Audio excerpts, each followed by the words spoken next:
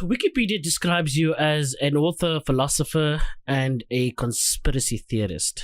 I don't know what is a conspiracy theorist. Can you kindly explain it to me? Somebody that has theories about the world and intricately thinks about them. I think the term has a lot of negative connotations, unfortunately so. I seem to understand anyone who penetrates the truth when they are telling lies, we are this conspiracy business. Yeah, it's dismissed. When we tell the truth while you're telling lies, then we are in conspiracy. I have no time for that nonsense. Yeah.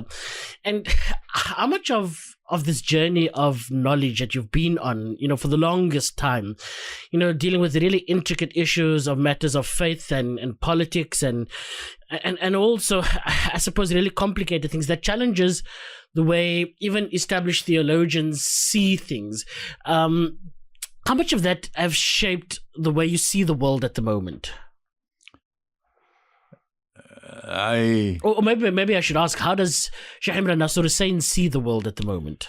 I see the world through truth and not through lies. I see the world through actual reality rather than through appearances, at a time when appearance and reality are not the same.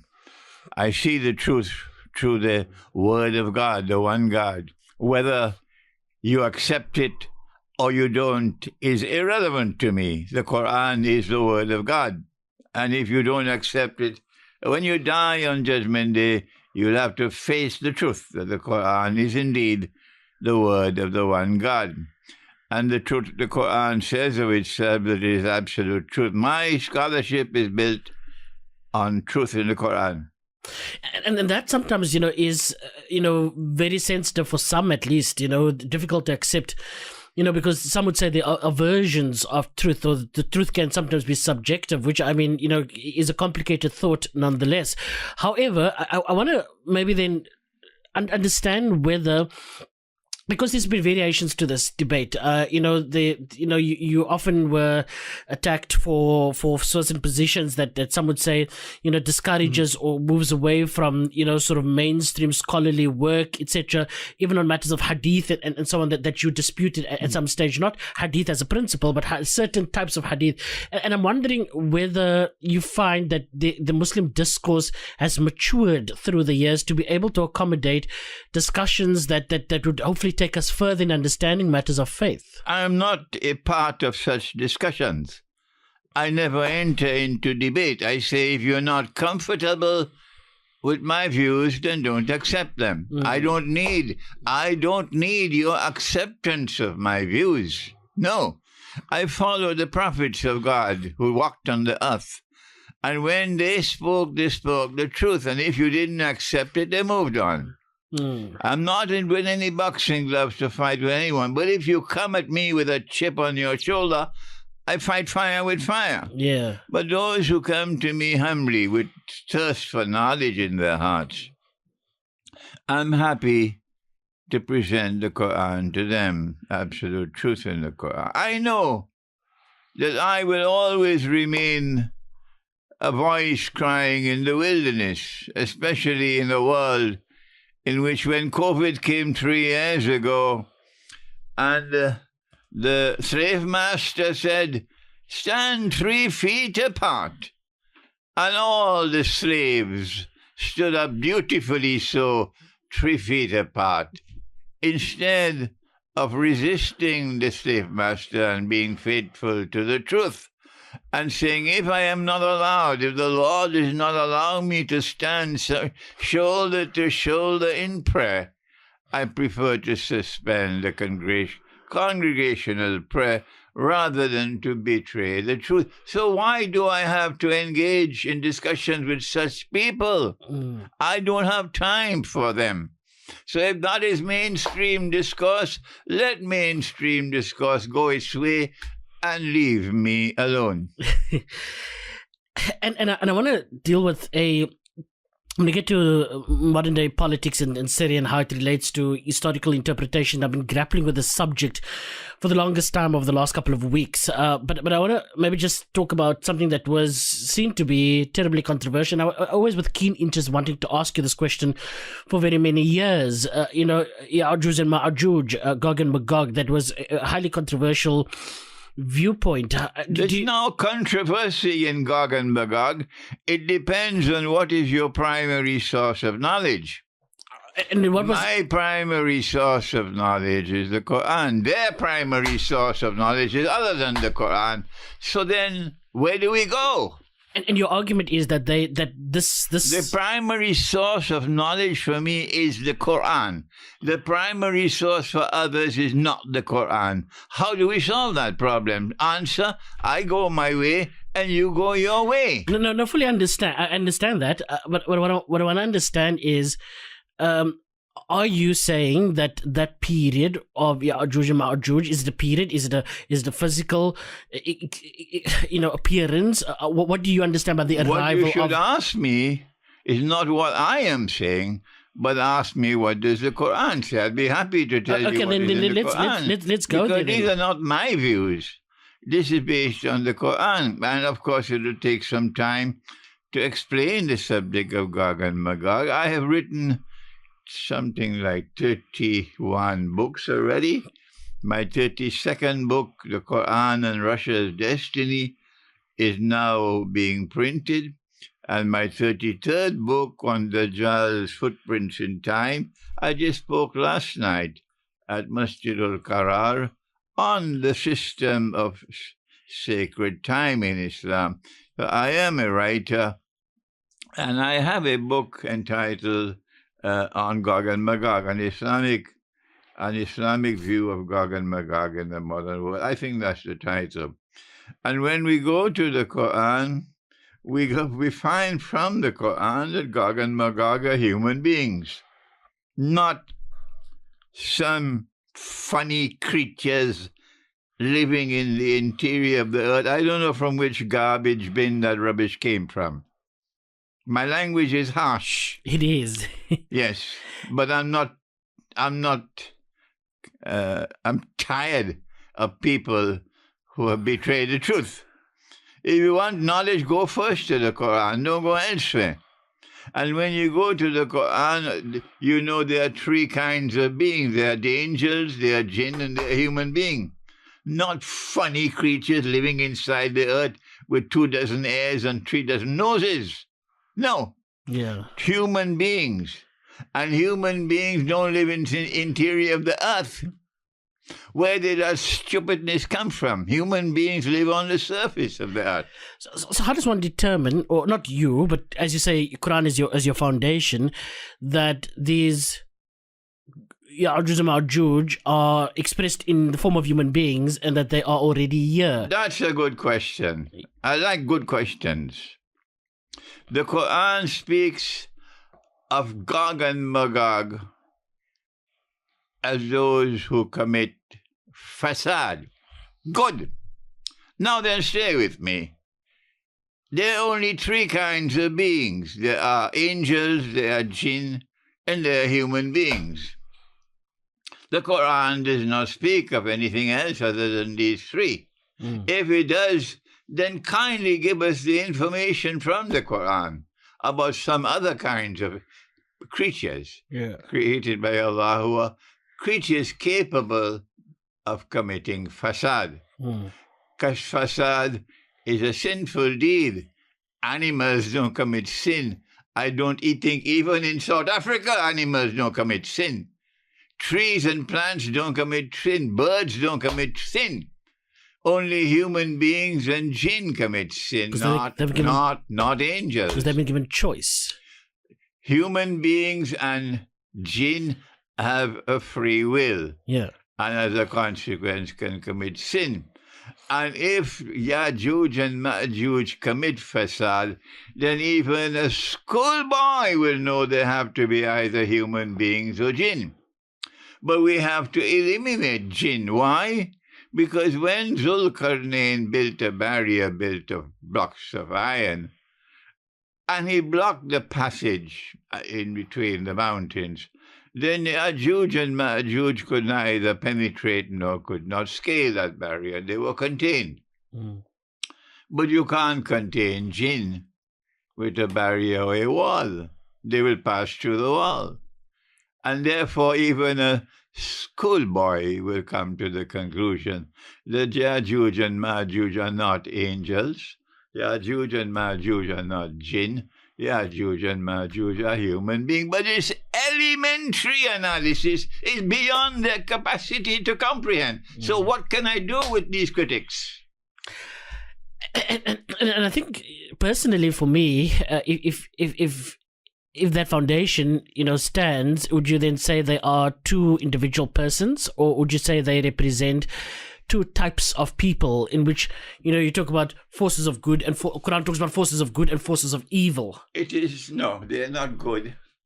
There is no evidence at all in the Quran, the basis of which you can say people who commit fasad can possibly be good. Sure, but what I'm asking is it a type of people, or are we talking about a specific person? Because in different streams of faith, there is this waiting for a Messiah, and what that Messiah will look like, etc. Is it one particular individual that we're talking about? There is nothing at all in the Quran which even remotely suggests that God can be one person or Megog can be one person. Rather, they have to be perhaps a group of people, a tribe. And they are a tribe of people who all commit fasad and who all live the same way. However, when we expect to find one set of footprints, we find two. Strangely so, mysteriously so. And we ask, why has the divine wisdom done this? Answer, the divine wisdom has given us a means through which, by looking at their footprints, you can recognize these have to be Gog and Magog committing fasad. Fasad is corruption which can destroy. And Allah has reserved the greatest punishment of all for fasad. Okay? So people who are wicked in their conduct, and South Africa, more than most countries, is intimately aware of Gog and Magog because they suffered from the oppression of Gog and Magog for 300 years in this country. Yes, 300 years. If the scholars of Islam in South Africa are not as yet capable of recognizing that the oppression which lasted in this land for 300 years was oppression from Gog and Magog, don't blame me for that. Can I think of Zionism in its current form as a Magog and Magog? Magog, this entire concept of spreading corruption in the earth, the way in which it happens. Is Zionism Gog and America Magog? Good question. When we go to the Quran to identify Gog and Magog, we find that Allah destroyed a town.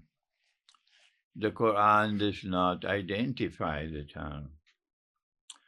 And then after Allah destroyed the town, He expelled the people of the town. And then He banned their return, that they could never return to reclaim this town as their own. Until when? Until Gog and Magog are released. And when they are released, then something will happen only once in history. Let me repeat that. Something will happen only once in history.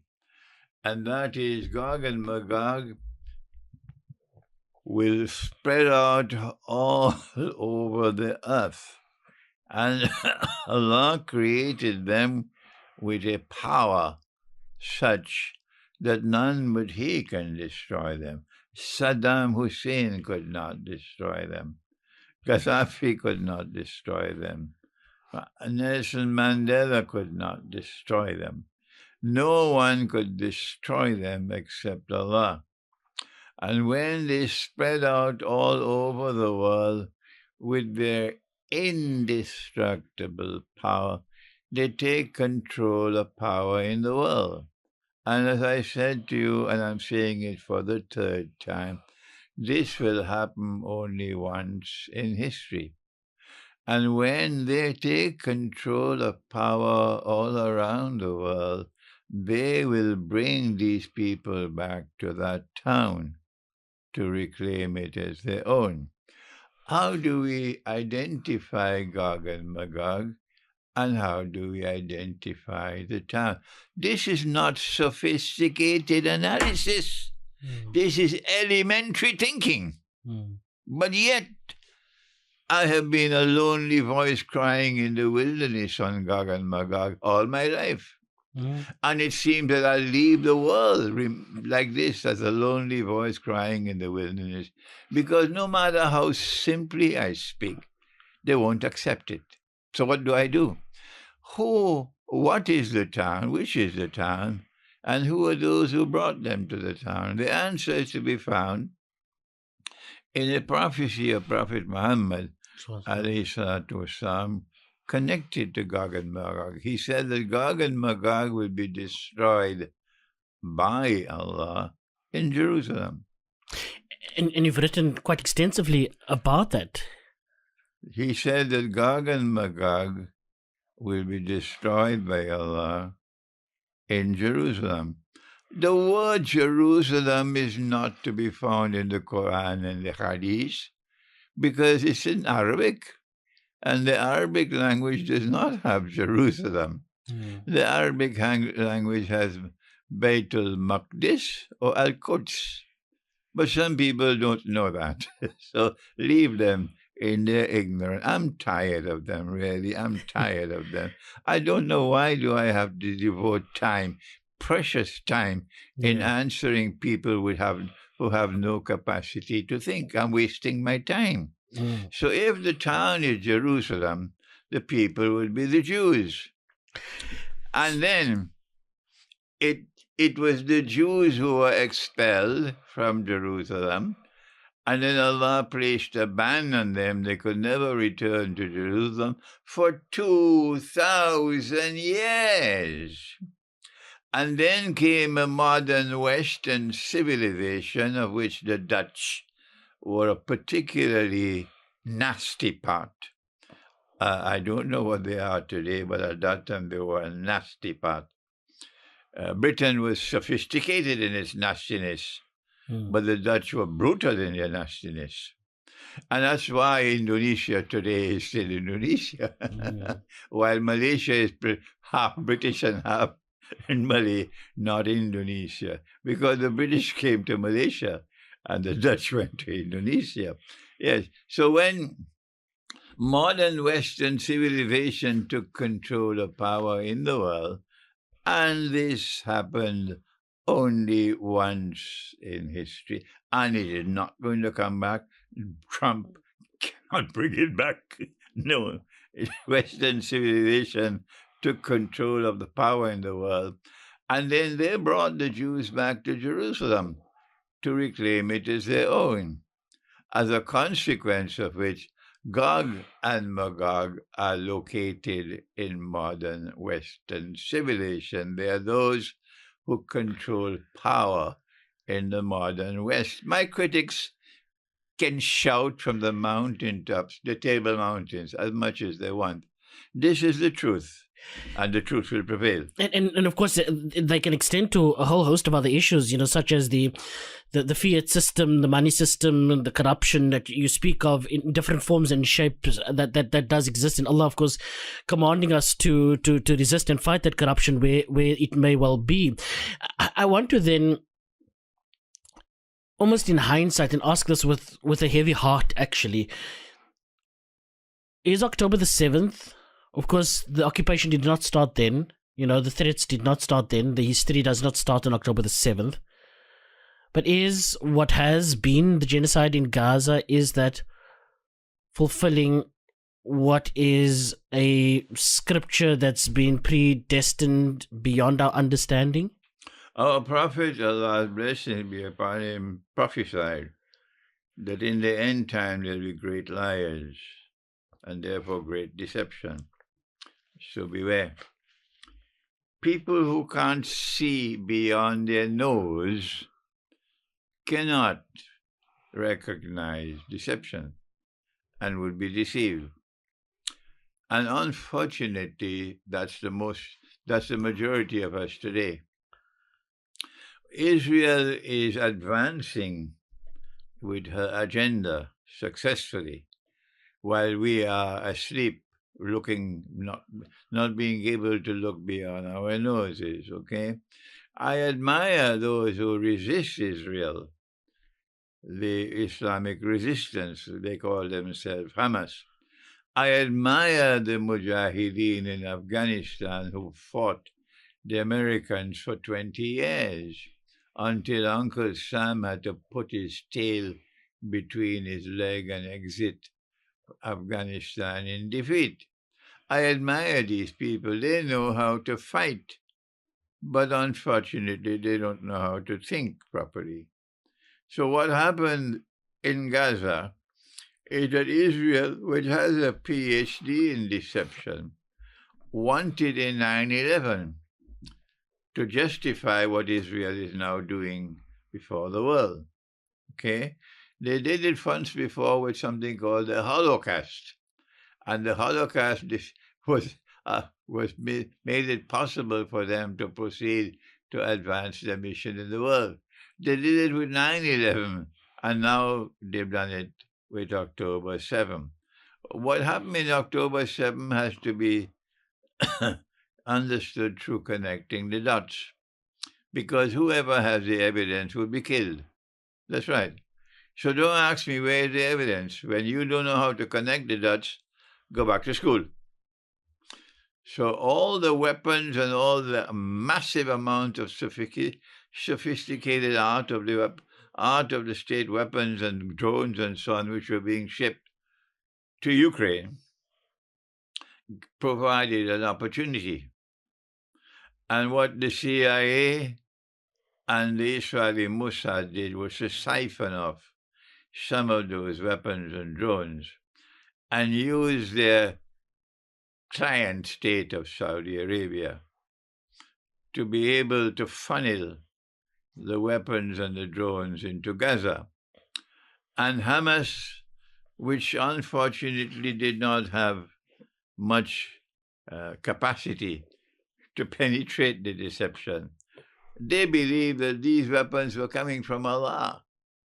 They believed that these weapons were coming from Allah because the Saudis are our friends, our brothers. Whereas the government of Israel, not all the members of the government, the prime minister in particular, he knew what was happening. And then the Israeli government was warned that the attack was coming. Egypt warned them. Members of the Israeli armed forces warned them. They ignored the warnings because they wanted the attack to take place. The Israeli government is complicit in the deaths of more than 1,000 Israeli citizens when the attack took place, and so many hostages were taken. Israeli government could have prevented it if they wanted to. They didn't want to prevent it. When the attack took place, then Israel got the opportunity to launch the attacks that they wanted to launch, long planned, but could not launch because of public opinion around the world. What I did not know was that a part of the plan was also Syria. And when Trump was elected as president, because they did not trust Trump, and because Trump was on record, and he cannot avoid now, he's on record that he wants the war in Ukraine to end. And he said, I can do it on day one in 24 hours. Yeah. So the whole world is now expecting when the United States gets Trump as president, that the war in Ukraine is over by the shouting. Mm. So they had a little time left. A window of opportunity was all they had left to do something to change the discourse. And they were hoping that if they gave their puppy dogs the weapons and the green light to attack Syria, this is the so-called Mujahideen. I don't call them Mujahideen. I call them Israel's puppy dogs. If we give them the go-ahead to attack during the period after Trump won the election and before his inauguration, we have a chance to save Ukraine. That is that we must attack Syria in such a way as to provoke Russia and Iran to enter the war to save Assad. That was the master plan. And if Russia and Iran were to enter the war to save Assad, NATO would enter the war.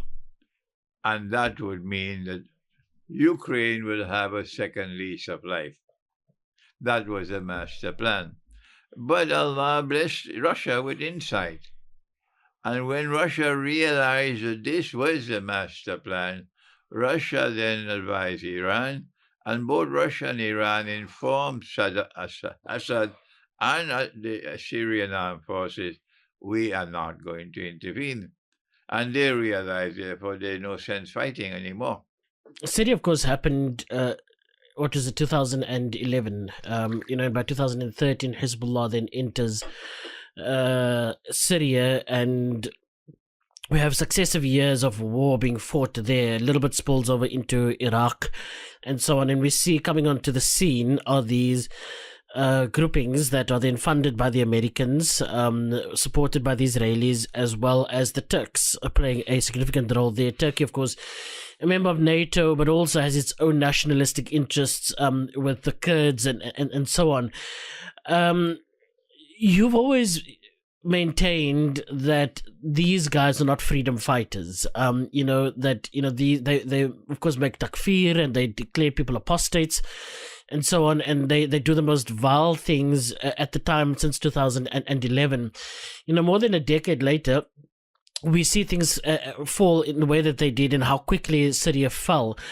And there seems to be, again, a point of contention about who the current people in power happens to be in Syria at the moment, Julani and so on. Julani, of course, coming from Hayat Tahrir al-Sham, and before then it was Jabhat al-Nusra, and before then it was ISIS, as it were.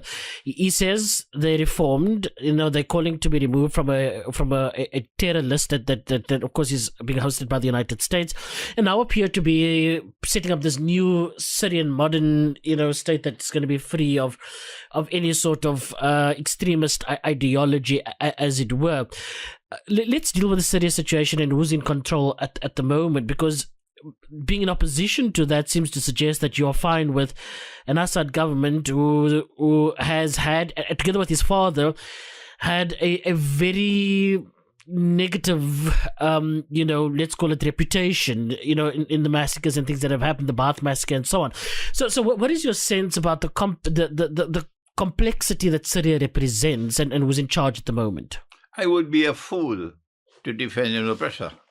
I have always condemned oppression. And if Assad was an oppressor, he must be condemned as an oppressor. Okay? I was not aware of what is now being peddled in the public about the prisons in Syria. But let me tell my critics that every single government around the world today have that kind of baggage.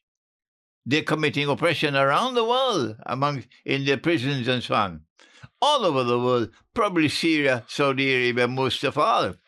But they bark and they bark and they bark about Assad, and they want to accuse me now of being silent when they are silent about all the rest. So what's new? I am not defending an oppressor. None at all. But if Assad was resisting Israel, and they say no, Assad was not resisting Israel because they have nothing in their head but peanuts. If Assad was resisting Israel, then that was the right thing to do. Who have taken over from Assad? Are they resisting Israel, or did they take Israel's weapons and drones and so on to fight the war? When they were being injured in battle, did they not go to Israel and they were being treated in Israeli hospitals? Did Netanyahu not come to visit them? These Israeli puppy dogs who now control Syria were in hospitals in Israel, and Netanyahu went to visit them in the hospitals. So tell me, was it better to be under Assad resisting Israel, or to be now under the control of Israel's puppy dogs? And Syria is no longer in resistance of Israel. Syria is like Saudi Arabia in a state of servile submission. So don't come at me with all of this nonsense, diverting the subject about Assad's oppression. Because I condemn all oppression. Let's do that and stop that discussion and come here, which is a major discussion. And when we come here, we find that now all that remains after Syria is that Iran is in resisting Israel, and Yemen is resisting Israel, and all the rest are in servile submission. This is my analysis from the Quran. The Quran is teaching me, I don't know who is teaching them. The Quran is teaching me that when the Jews and the Christians join together in friendship and alliance, and that is what has happened today in the Zionist movement, and that is what is NATO. And you join NATO and you become a member state of NATO, the Quran says you're no longer a part of this ummah. Tell that to Erdogan, who is not only a member of NATO, but comfortably so, and exploiting Turkish membership in NATO to advance his own agenda. And he pretends to be a leader for the Muslims. Only sheep and cattle would accept Turkish credentials. I reject them. I mean, Surah Nisa talks about, fighting,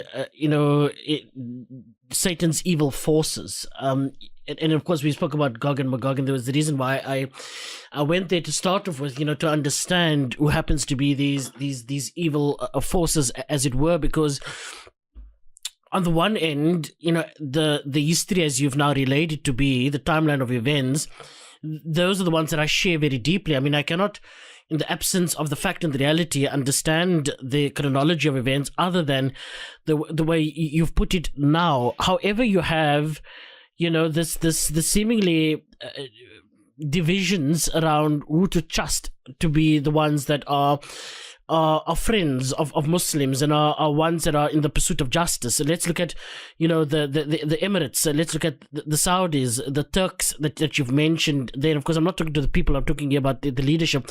Let's look at Egypt. When Mohammed Morsi was deposed and there was a military installation there, or the military was installed, as the head of Egypt, there's no real been proper credible elections ever since. Together with a whole host of other countries that I can mention, and when one looks then at the genocide in Gaza since October the 7th, that it was really only just the Ansarullah, or the Houthis in Yemen, Hezbollah, and of course the Iranians that have been in some sort or the other trying to bring support and fight what is the common evil here.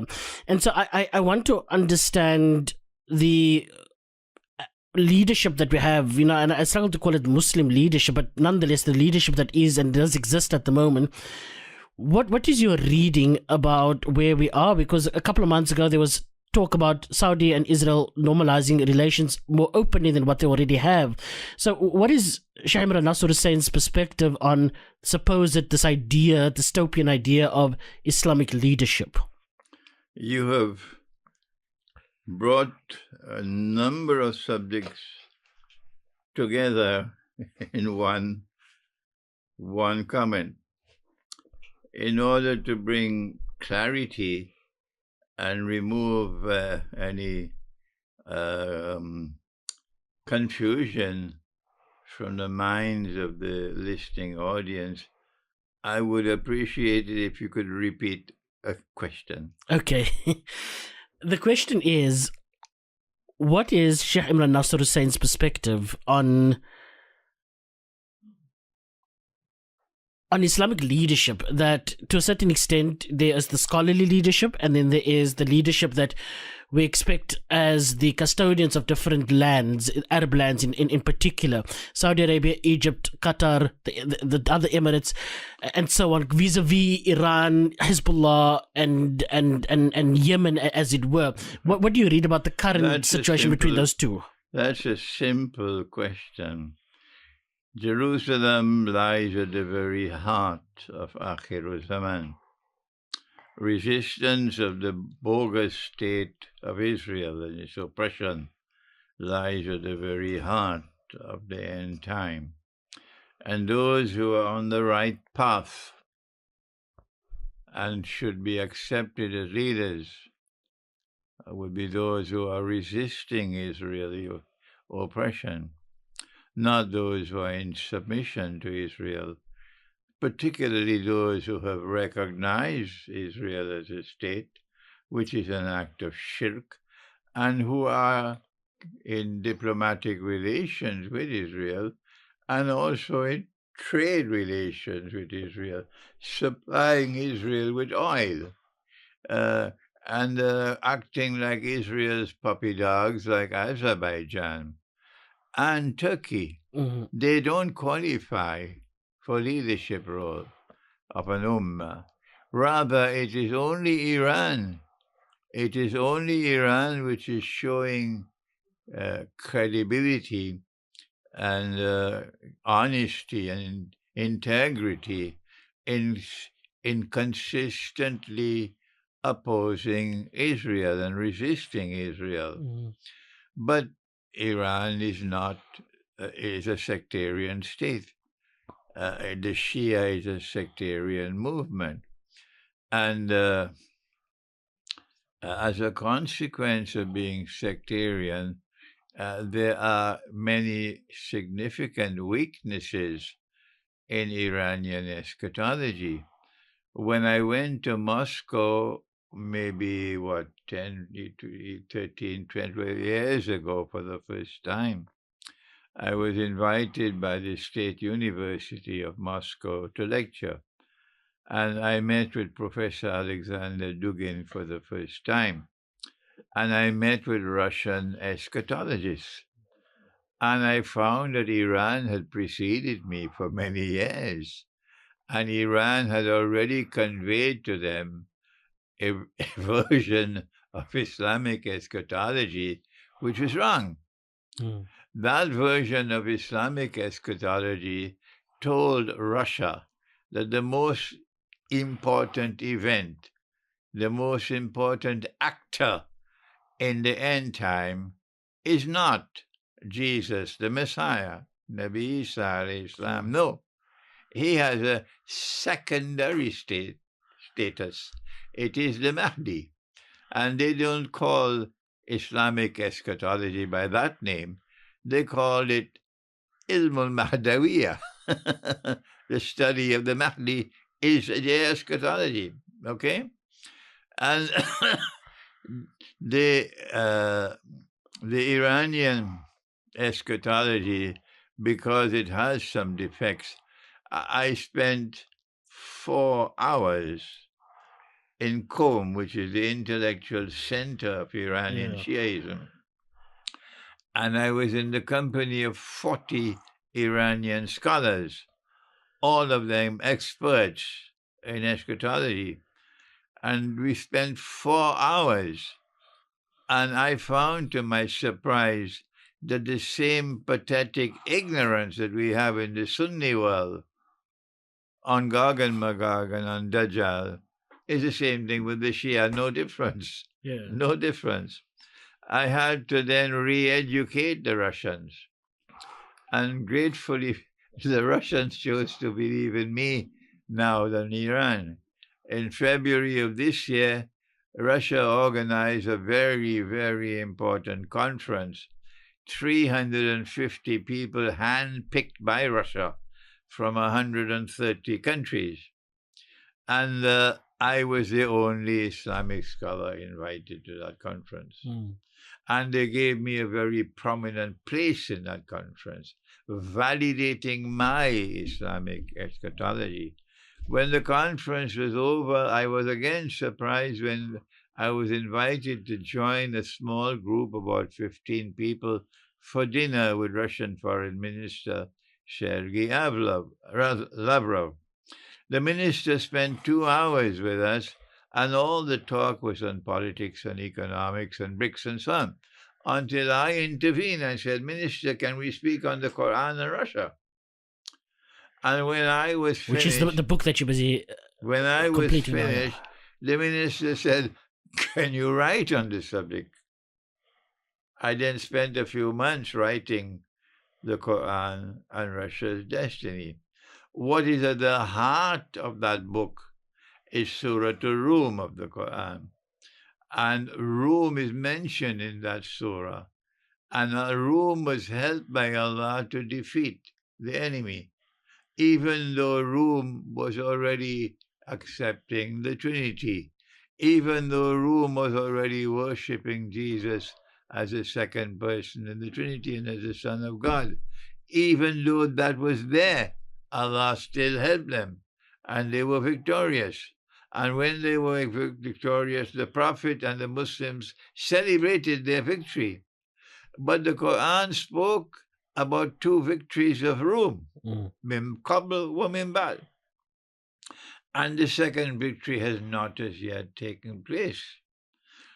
I asked Alexander Dugin to write the foreword to the book, and he wrote a beautiful foreword. The book is now being printed. And the most important thing he said is that you are correct, Imran.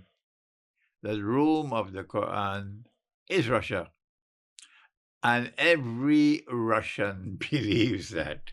So we can trust when we accept Russia as a friend, and when we make an alliance with Russia, we can understand that we are on the right path, because Russia is Rome of the Quran. And so are you saying that invariably, ultimately, that when we understand that concept and looking at, as you say, Dajjal and the coming of the Dajjal, that it all comes down to what role Russia is going to play in all of these various battles that are being fought in different parts of the world? What Russia is already doing is so important. To us, it is easy now to understand and anticipate what comes ahead of us, because Russia has already demonstrated that it has now become the dominant military power in the world. There's nothing else to explain. Why is it that the United States of America, which is supposed to be the dominant military power in the world, and which has been changing governments helter-skelter all over South and Central America for 200 years now, overthrowing governments whenever they wanted. And now they've reached a standstill. They can bark as much as they want, shout as much as they want, impose 100,000 economic sanctions, but they can't change the government of Venezuela. They've tried every single thing. They could not do it. Why? Answer, because of Russia. That's why. Because Russia has underwritten Venezuela's security. A war on Venezuela will be a war on Russia. That is evidence that, that Russia today is the dominant military power in the world. Russia could have intervened with Iran to save Assad. But the price Russia would have paid for that intervention is to deny them victory in Ukraine.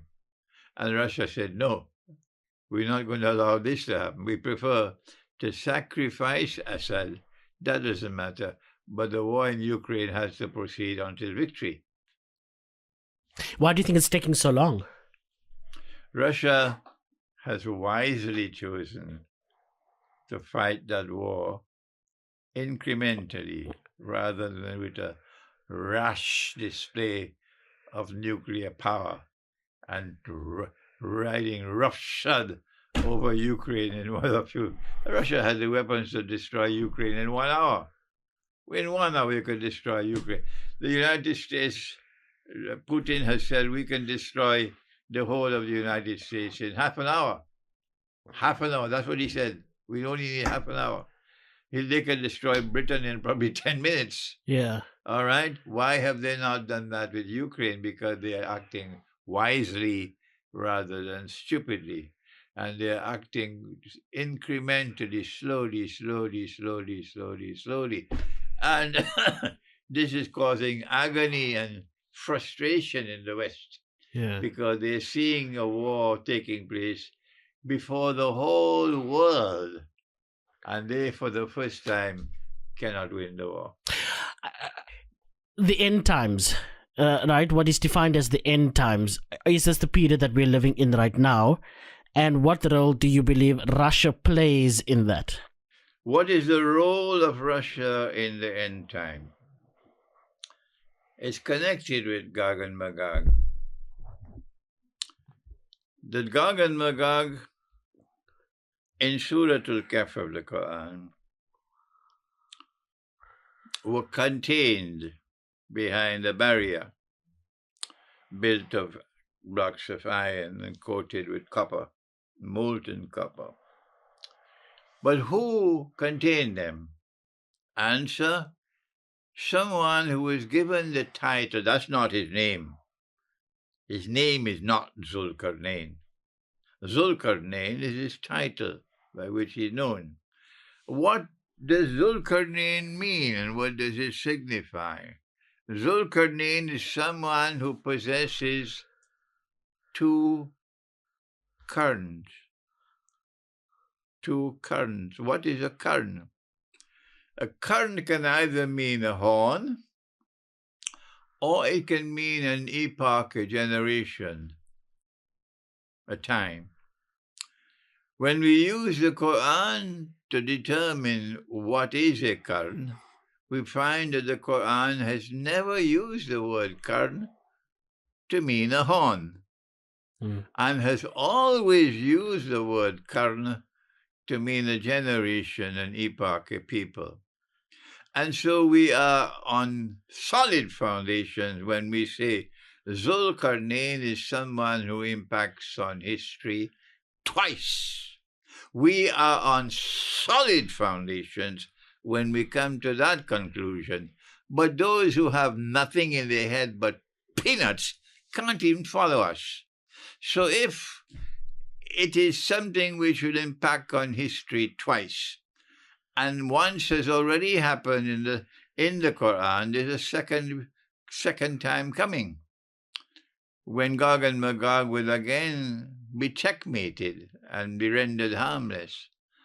And that second time is coming now, because when he went to travel in the direction of the setting of the sun, he came to the Black Sea. People who think can recognize it as the Black Sea. Mufassirin of the Quran can recognize it as the Black Sea, but the sheep and the cattle are hopeless. So when he went to the Black Sea, at that position, you saw Zulkarnain showing his power in resisting the oppressor. That is his profile. So when the second current is to come, listen carefully. Power will once again manifest itself in the region of the Black Sea, power resting on the foundations of it, because that's the profile of Gog and Magog. And that has never happened since the revelation of the Quran till now. In 2014, Russia recovered Crimea. And I celebrated, because now that Russia has recovered Crimea, which was Russian in the first place, Russia now commands the whole of the Black Sea. And so I am confident, in my view, that Russia's role in the end time is to contain and checkmate Gog and Magog for the second time. Like, I would understand Quran for the Muslims, right? And you of course, you're using Quran as a premise for these sorts of arguments. If I am wrong in explaining Gog and Magog and Zulkarnain, then will they kindly tell us what is right, put it down in writing so that the whole world can read it and laugh? Mm. That's their scholarship. This is mine. Mm. And so, on that note, how does Sheikh Imran Hosein want to be remembered? You know, I'm not writing your obituary. I don't want to be remembered. I am not important. The world can forget me when I die. Makes no difference to me. What is important to me is what is in the truth in the Quran. That must be remembered, and that must be paid. Imran is not important. Thank you very much. Assalamu Alaikum.